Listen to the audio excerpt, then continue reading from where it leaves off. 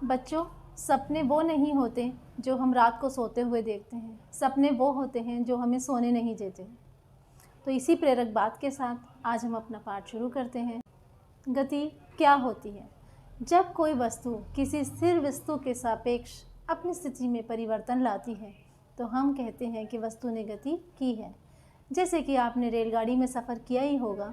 जब हम उसमें सफ़र करते हैं तो हमें लगता है कि जैसे कि पेड़ सारे हमारे साथ चल रहे हैं, और वास्तव में ट्रेन ही, रेलगाड़ी ही गति करती है और पेड़ स्थिरता से वहीं खड़े रहते हैं।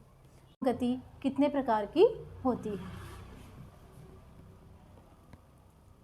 सबसे पहले आप देखिए रेक्टिलिनियर यानी कि रेखीय गति। आपने धावक को देखा होगा, वो किस प्रकार से गति करता है। वो सीधी एक ही रेखा में चलता रहता है। तो इस प्रकार की गति को क्या कहते हैं? रेखीय गति। दूसरी गति है सर्कुलर गति। सर्कुलर, आप एक धागा लीजिए और उसमें एक कंकर बांध लीजिए। जब आप उसको इस तरह से घुमाएंगे तो इस प्रकार की गति को हम कहते हैं सर्कुलर गति।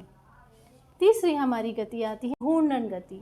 जब कोई वस्तु अपनी धुरी पर इस प्रकार घूमती है तो हम उस गति को घूर्णन गति कहते हैं, जैसे कि पृथ्वी अपनी धुरी पर घूमती है।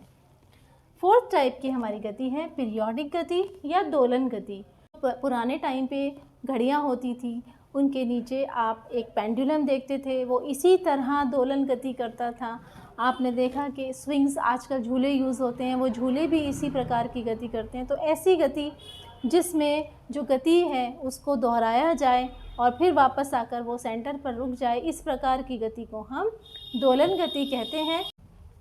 तो पहला हमारा टॉपिक था घूर्णन गति।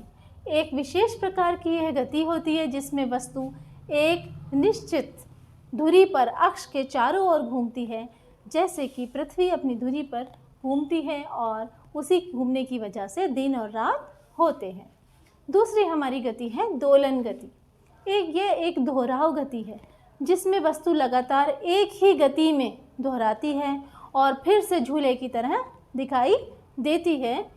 रैखिक गति। रैखिक गति, जब कोई गति सीधी, बिल्कुल सीधी रास्ते में हो, सीधे एक रेखीय स्थिति में हो, तो हम उसे रैखिक गति कहते हैं। जैसे कि सीधी पटरी पर दौड़ना, धावक का दौड़ना है रैखिक गति का उदाहरण है।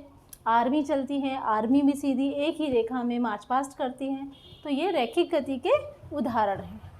घूमकर आक्षेप, इसको कहते हैं रेसिप्रोकेटिंग मोशन।